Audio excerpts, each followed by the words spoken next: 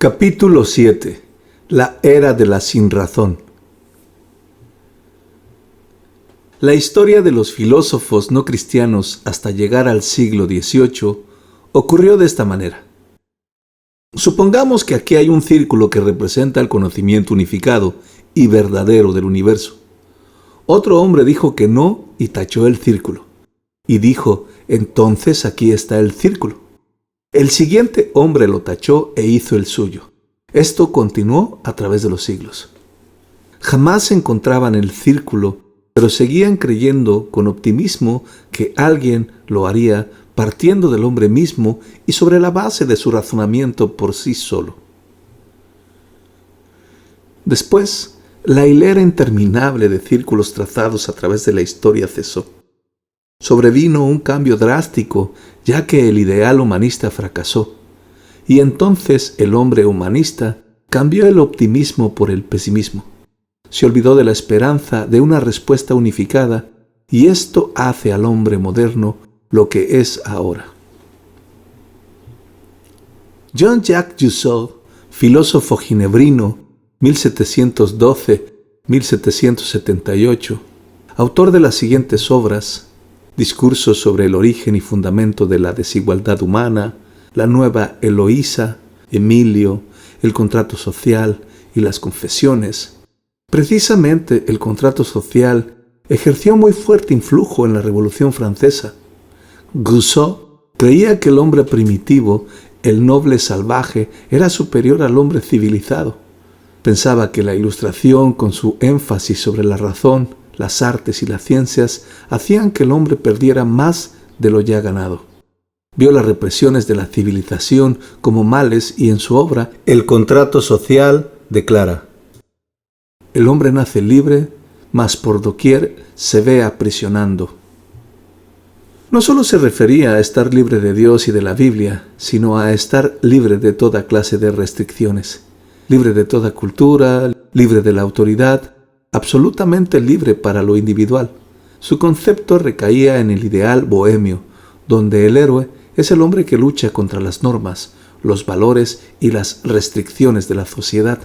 Cuando Rousseau aplicaba su concepto de la libertad autónoma a la sociedad, este concepto no funcionaba. Aquel que rehúse a la voluntad general se le obligará a hacerlo entonces por la fuerza. Rousseau escribió esto en 1762. Significa únicamente que va a ser forzado a ser libre. En otras palabras, tiranía. Una tiranía que conducía su posición a su conclusión lógica en el reino del terror de la Revolución Francesa. Inclusive el rey del terror, Robespierre, fielmente puso en práctica las ideas de Rousseau. Paul Gauguin, 1848-1903, pintor francés, uno de los más originales de su época, fue seguidor de Rousseau. En búsqueda de la libertad total, abandonó a su familia y partió para Tahití, esperando encontrar allí al noble salvaje. Y allí se dio cuenta de que el ideal del noble salvaje era solo una ilusión. Al trabajar en este tipo de pintura sobre el noble salvaje, escribió también sobre ella. La consideró una obra filosófica comparable al Evangelio. ¿Pero qué Evangelio? Gauguin mismo dijo: próxima a la muerte de una vieja mujer, un extraño pajarillo estúpido concluye de dónde, que a dónde. Oh dolor, eres mi amo, testigo, cuán cruel eres y siempre vences, me revelo. Lo que encontró en Tahití fue muerte y crueldad. El hombre es bueno por naturaleza, como Rousseau decía. Lo fue tanto el hombre primitivo como lo es el hombre civilizado. Cuando Gauguin terminó su obra, trató de suicidarse, pero no tuvo éxito. El Marqués de Sade, 1740-1814, hubo un hombre que sí entendió la conclusión lógica de la deificación de la naturaleza. El Marqués de Sade: si la naturaleza es todo lo que existe, es exacto y nada más puede decirse. Si la naturaleza nos ha formado hombres, los más fuertes, podemos hacer con ellas, las mujeres, todo lo que queramos. El inevitable resultado fue su crueldad con la mujer. Así no hubo base para la moral ni para la ley. Este despreciable personaje, el Marqués de Sade, fue un escritor de obras de contenido fuertemente obsceno y corrupto. Su producción fue prohibida. Del nombre de este escritor se deriva el término sadismo. Murió loco, como debía de esperarse, en el hospicio de Charenton, después de jugar un papel importante en la Revolución Francesa. Hablaremos ahora por un instante de los artistas de la Reforma holandesa, quienes con tanto gusto pintaron las simples cosas de la vida, como las del diario vivir de la gente de ese tiempo. Sabían que la naturaleza fue creada por un Dios personal. También sabían que debido a la caída el hombre se rebeló contra Dios y que la naturaleza como está ahora es anormal. Lo que es muy diferente a tomar la naturaleza como está ahora y ponerla como la medida de lo bueno. Porque cuando se hace esto, no existe diferencia entre la crueldad y la no crueldad. Aún en los tiempos de Rousseau y sus seguidores, los dos conceptos de la libertad total y de todo, incluyendo al hombre como parte de una gran máquina, no podían seguir manteniéndose juntos. El concepto de Rousseau de la libertad total del hombre choca con la posición que partía de la razón humana por sí sola, que todo, incluyendo al hombre, es parte de una gran máquina. Las dos posiciones no podrían mantenerse unidas. Más tarde, los filósofos alemanes Immanuel Kant y George Hegel y Kierkegaard lucharon con el problema de la unidad de la razón por un lado y por el otro con el significado y los valores. El humanista, empezando por sí mismo, ha llegado a la conclusión de que solo es una máquina. El hombre humanista no tiene cabida para un Dios personal, tampoco tiene cabida para el significado del hombre como hombre, tampoco para el amor ni para la libertad. El hombre es solo una máquina, pero los hombres que mantienen esta posición no pueden ni podrían vivir como máquina. Si pudiera, el hombre moderno no tendría ninguna atención, ni en su posición intelectual, ni en su vida, pero no puede. Así que olvidarse de la razón para tratar de encontrar algo que le dé un significado a su vida, a la vida misma, aunque para lograrlo niegue su razón. Una vez hecho esto, cualquier tipo de idea puede ponerse allí, puesto que en el área de la sinrazón, la razón no brinda base para escoger. Este es el arquetipo del hombre moderno. ¿Cómo es que pasó? Pasó porque el vano hombre humanista, aunque era finito, insistió en partir solo de sí mismo y de lo que llegaría a saber sin otro conocimiento, y no tuvo éxito. Tal vez el más conocido de los filósofos existencialistas fue Jean-Paul Sartre. Nació en París en 1909. Perteneciente a una familia de marinos y universitarios, fue filósofo y se dedicó a la enseñanza. Tuvo participación en la Segunda Guerra Mundial, de la que fue prisionero de los nazis. Fundador de los tiempos modernos, su obra ha ejercido influencia profunda y universal en las generaciones jóvenes. Escribió La Náusea, El Muro, Los Caminos de la Libertad, Las Moscas, A Puerta Cerrada, Las Manos Sucias, Los Muertos sin Sepultura, El Ser y la Nada, etc. En 1967 fue galardonado con el Premio Nobel de Literatura que rechazó. Sartre solía pasar mucho tiempo en París, en lugar público muy concurrido por la intelectualidad de aquel tiempo. Aún ahora existe. Su posición fue: en el área de la razón todo es absurdo, excepto lo que autenticó el hombre, o sea, dar validez a su existencia por un acto de voluntad. En tal posición uno puede igualmente ayudar a una anciana a cruzar la calle o atropellarla. La razón no estuvo implicada y no había nada que mostrar la dirección que esta autenticidad por acto de voluntad tomaría. Pero Sartre mismo no podía vivir de acuerdo a su propia posición. En un momento dado afirmó en un manifiesto argelino que declaraba que la guerra de Argelia era una guerra sucia. Este hecho indica que él podía emplear su razón para decidir si algunas cosas eran correctas o si eran equivocadas, y así destruyó su propio sistema. Karl Jaspers, 1883-1969, uno de los principales representantes del existencialismo alemán, escribió Psicología de las concepciones, mundo filosófico, etc. Debió causar un gran impacto en las ideas y formas de vida que siguieron a las ideas existencialistas. De acuerdo a él, podríamos tener una gran experiencia que nos diera la esperanza de que tal vez hubiera un significado para la vida, a pesar de que nuestra razón nos dice que la vida es absurda. Llama a esto experiencia final. Martin Heidegger, 1889-1976. Filósofo alemán y pensador existencialista contemporáneo, su perspectiva del mundo es atea y pesimista. Las doctrinas que exponen el ser y el tiempo, su obra mayor, ha dado origen al movimiento literario iniciado en Francia, llamado existencialismo. Heidegger dijo que la respuesta estaba en el área de la sinrazón. También dijo que existía algo llamado angustia, una sensación general de la ansiedad que uno siente en el universo. Esta sensación, este sentimiento de ansiedad revela existencia y esto nos hace un llamado a la decisión. De este sentir se desprende el significado para vivir y escoger, aunque sea en contra de nuestra razón. El significado descansa nada más que en esta vaga sensación de ansiedad tan nebulosa que ni siquiera tiene un objetivo específico. Cuando Martin Heidegger envejeció, esta opinión se fue volviendo débil, por lo que cambió su posición. El existencialismo como forma de filosofía no ha podido desaparecer, pero cada vez más personas piensan de esta manera. Aunque no conozcan el nombre de existencialismo, para ellos la razón conduce al pesimismo, así que tratan de encontrar una conclusión buena totalmente separada de la razón.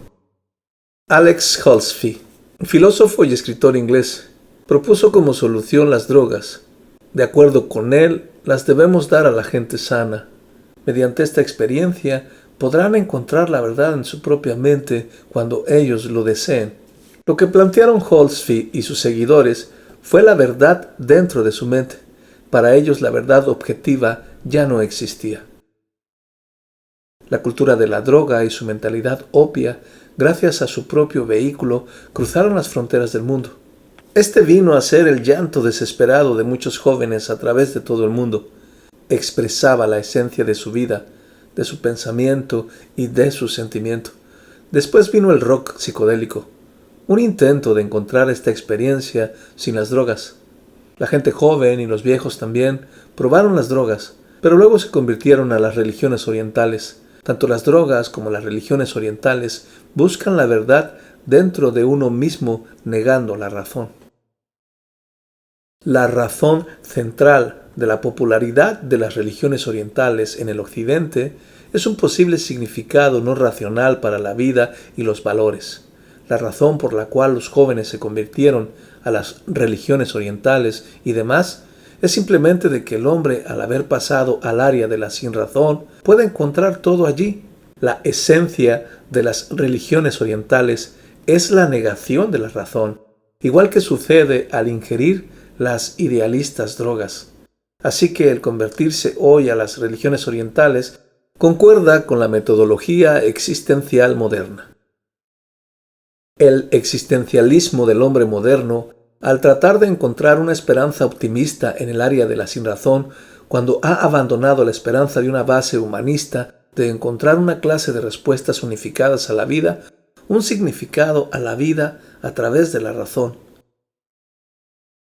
Aunque los demonios no encajen en la conclusión del hombre moderno en cuanto a la base de su razón, muchas personas modernas creen que aún los demonios son mejores que todo en el universo al ser solo una gran máquina.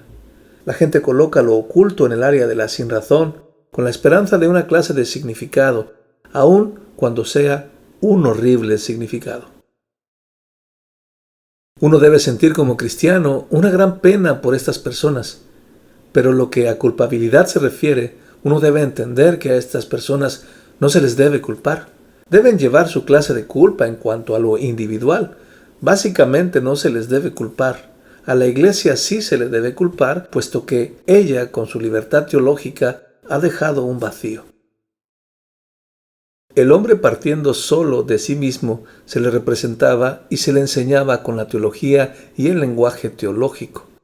En el Renacimiento, el hombre intentó mezclar a Aristóteles y Platón con el cristianismo. También fue un intento de combinar el racionalismo del Renacimiento con la cristiandad. Se le llamaba liberalismo religioso generalmente. Esto era estropeado por lo sobrenatural y a menudo lo negaron enteramente. Por ejemplo, la resurrección de Cristo después de muerto. El hombre trató de aferrarse a un Jesús histórico, seleccionando del Nuevo Testamento lo que enseñó sobre Cristo. Este intento llegó a su clímax con el famoso libro de Albert Schweitzer, Búsqueda del Jesús histórico. Fracasó en tratar de apartar del Nuevo Testamento lo sobrenatural y mantener al Cristo histórico. No se le puede separar de los hechos sobrenaturales relacionados en él en la Biblia. La historia y lo sobrenatural están demasiado vinculados en el Nuevo Testamento. Si conservamos algo del Jesús histórico, se tiene que conservar algo de lo sobrenatural. Si uno se olvida de todo lo sobrenatural, entonces no hay Jesús histórico. Debemos recordar el humanitarismo de Schweitzer en África, su talento como organista y su conocimiento sobre Bach. Sin embargo, también debemos reconocer su lugar en la corriente teológica. Después del fracaso del antiguo liberalismo teológico, Karl Barth, teólogo suizo contemporáneo, 1886-1968, que ha ejercido mucha influencia en la propagación de la teología existencialista o dialéctica, apareció en el vacío. Sostenía ideas críticas concernientes a la Biblia, diciendo que la Biblia contiene muchas equivocaciones, pero enseñó que una palabra religiosa puede obtenerse de ella. Esa fue la forma teológica del existencialismo que había sido aceptada en su forma secular. Así, algo más aunado al área de la sinrazón, junto con todas las ideas que allí se habían puesto. En otro sentido, debemos abrigar admiración por el suizo Karl Barth, porque al estar enseñando en Alemania, se pronunció claramente contra el nazismo en Berlín en su declaración de 1934. La enseñanza de Barth dio a aquellos teólogos que decían que la Biblia estaba equivocada en las áreas de la ciencia y la historia, pero no obstante, ellos buscaron en ella una experiencia religiosa. Para muchos seguidores de esta teología, la Biblia tampoco da absolutos con respecto a lo que es correcto o lo que es incorrecto. Antes de que uno vaya a abrir la Biblia y la comience a leer, hay que darse cuenta de que hay dos maneras de leerla. Una es como una de los tantos libros religiosos entre miles de otras cosas religiosas. En realidad, no más que otra forma de viaje, no muy diferente a un viaje con droga. La otra manera es entender que la Biblia es verdad y siéndolo, estamos escuchando algo completamente contrario a lo que oímos sobre nosotros en todos lados. Sobre todo, mero promedios estadísticos, cosas relativistas. Habiendo dicho esto, tendría que protegerme por la simple razón de que no significa que una persona tenga que aceptar todo esto a priori, antes de que empiece a leer la Biblia y encuentre la verdad de la misma. Solo diré de pasada que no fui criado en una familia cristiana y que leía mucha filosofía cuando era muy joven. Y no leía la Biblia porque pensaba que fuese verdad, sino solo por honestidad intelectual. Pero sí hice una cosa, la leí tal como fue escrita, comenzando con el Génesis 1:1 y de allí en adelante la leí de la misma manera que como hubiera leído otro libro, esperando que lo que me estaba brindando fuese un honesto argumento de lo que daba a entender y que no fuera para leerse en un nivel diferente del que leería en el área de otra clase de libros. En tanto la leía, me contestaba las preguntas que ya por ese tiempo sabía que la filosofía humanista no contestaría. Y después de un periodo de 6 meses pude concluir que era verdad. No obstante, debemos mantener en el fondo de nuestra mente cómo es que leemos la Biblia. ¿Solo como un viaje religioso o en realidad estoy luchando con ese asunto de lo que sucede en todas las áreas de que ella habla? ¿Es esto verdad en comparación al mero relativismo? El nuevo teólogo liberal no tiene respuesta para la existencia del mal, se enfrenta al mismo problema que los filósofos hindúes. Todo lo que es parte de Dios. Gaj, la representación oriental hindú femenina de Dios, muestra colmillos y cráneos. ¿Por qué los colmillos y los cráneos? En el pensamiento religioso oriental, la crueldad viene a ser lo mismo que la no crueldad, que todo lo que ahora es parte de lo que siempre ha sido, una parte de lo que ellos llaman Dios. El moderno hombre humanista ha llegado a ese mismo punto, un punto en lo que no es posible saber lo que es correcto y lo que no, ni por qué hay que escoger la no crueldad antes que la crueldad. El profesor Paul Tillich de Harvard fue uno de los sobresalientes teólogos liberales neortodoxos. Schieffa manifiesta: un estudiante me dijo que cuando el profesor Tillich disertaba en Santa Bárbara antes de su defunción, alguien le dijo: ¿usted reza? Y él dijo: no, pero medito. Los teólogos del Dios está muerto que siguieron a Tillich concluyeron lógicamente que si se les deja con solo la palabra de Dios, podrían también tachar la palabra. Para estos teólogos, incluso si no dicen que Dios está muerto, algunas cosas lo están. Todo contenido sobre Dios está muerto y toda seguridad de conocimiento acerca de un Dios personal está muerta. Porque para ellos, Dios no ha dado a los hombres la verdad sobre sí misma en la Biblia y en la revelación de Cristo que pueda ser expresada claramente en proporciones en el lenguaje normal. Se quedaron solo con sus textos religiosos sin contenido, pero con esa emoción de que ciertos pasajes religiosos todavía les atraen, y eso es todo. He aquí lo que pasa. Luego estas palabras tan motivadoras en los textos de nuestro pasado religioso, pero apartadas del contenido que la Biblia originalmente les dio, son utilizadas para la manipulación. Manipulaciones en áreas tales como un cambio en la ética sexual y también legal y políticamente. Si Dios está muerto y el contenido sobre Dios está muerto, si el conocimiento de un Dios personal que no permaneció callado, pero que ha brindado verdades, está muerto, entonces todo para lo cual Dios da respuesta y significado y valores está muerto. Y a este punto de tensión es a donde el hombre moderno se ha encaminado sobre su base humanista, y allí es donde él está.